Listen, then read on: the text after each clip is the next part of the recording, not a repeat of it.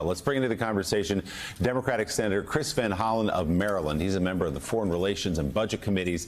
The senator walked out of the chamber before the end of Trump's speech. Senator, good morning. So we don't know, was that a Joe Scarborough dip out to the cloakroom for a Mountain Dew, take a quick nap, and then come back in? Or was that a form of protest last night? No, I'd had enough. It was a long speech full of lies. I'd had enough after 5 seconds, but after an hour and whatever it was of avalanche of lies, I'd had enough. I went and brought a guest. I brought a guest. Her name is Skye Perryman. She heads up Democracy Forward, which is the tip of the spear in fighting back against these lies and illegal actions in court. So I'm glad I brought her along because I think we need to focus on the big lies in the speech. And as you're talking about, all of you, the great betrayal. Donald Trump came in claiming he was going to focus on these pocketbook issues, bring down prices. What he's doing is cutting services for the American people and rigging the government for people like Elon Musk and preparing for the big tax cuts where he again lied by pretending they were going to help all Americans when they're going to help the very rich folks like Elon Musk. Senator, you're on the Foreign Affairs Committee, so I'm fascinated what you think about what the president said about Ukraine last night. It seemed to be one bit of news that we actually got from the speech. But before you do that, I just want to read you what some of your Republican peers had to say yesterday about the president's recent actions on Ukraine. Senator Collins said, "I do not think we should be pausing our efforts in Ukraine." Ted Cruz said, "The war should come to an end in a way that is a clear and unequivocal loss for Russia and a loss for Putin." Senator Murkowski said, "I'm sick to my stomach as the administration appears to be walking away from our allies and embracing Putin." Leader Thune said, "No question about who started the war. Russia is the aggressor here." Senator Tom Tillis, who is up for election next year, "President Putin is evil, and he has to be stopped."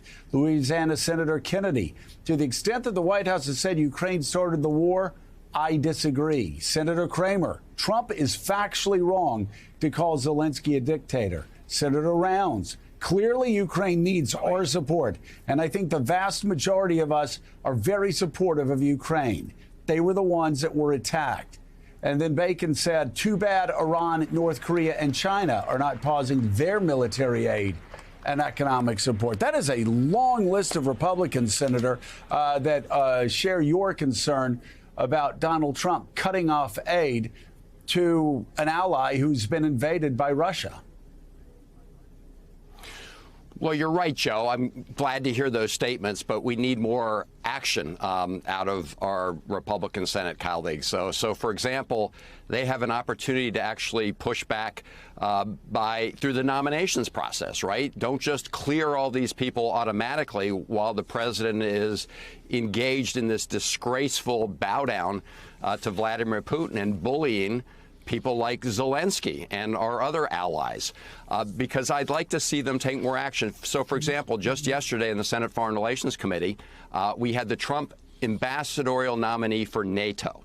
And I asked him that simple question you raised. Was Russia the aggressor against Ukraine? And he wouldn't answer the question. And neither would the other nominees. So, because they all want to take the lead from the great leader, Donald Trump. And when Donald Trump says something, the reality is that everybody else gets a lobotomy. I mean, they can't think on their own. And, with Secretary Rubio, you've got Elon Musk essentially having taken over the State Department, at least the effort to dismantle AID. So the reality is that we have a situation where everybody in the administration is in absolute lockstep with this disgraceful approach the president's taken. And, of course, this time around, he learned not to nominate anybody who could think for themselves, right? I mean, this is a very different group of nominations that are coming before the United States Senate. They're all people who are going to, at the end, obviously, his nominees and his folks will go with what the president says, but he doesn't want anybody pushing back in any way and raising the hard questions. He just wants the yes men and women, and that's a very, very dangerous thing for us. Good morning, Chris. It's Claire. I know you're on budget. I have always been one that has said to everybody, don't worry, the government's not going to shut down. It is really bad form, the way we do it. We wait till the last minute.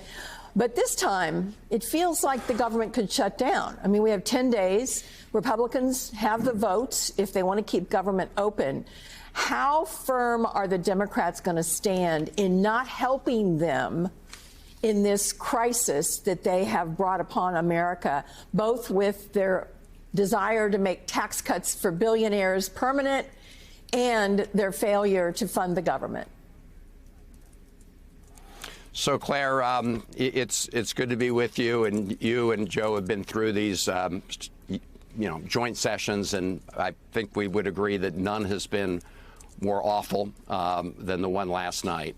But the other awful thing is what they're trying to do. So on the budget, we, of course, are going to do everything we can to fight their effort to provide tax cuts for the very wealthy and try to gut programs like Medicaid, because this is the great betrayal, right? I mean, Donald Trump is essentially screwing the people he said he wanted to help, and he's benefiting the people who are right behind him on Inauguration Day, people like Elon Musk.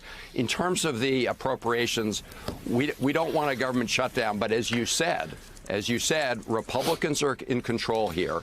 And right now, some of them are talking about trying to essentially incorporate the Elon Musk so-called budget savings, which are big lies like the Social Security one, into their appropriations bill. And that will show us that they just want to shut down the government. So, look, we are willing to have bipartisan discussions and a do no harm approach, but we will not be complicit in anything that advances the Elon Musk effort, which is nothing about government efficiency, as you know, and everything about rigging the government for people like Elon Musk, who, by the way, got a couple more $1 billion worth of contracts in the last 10 days.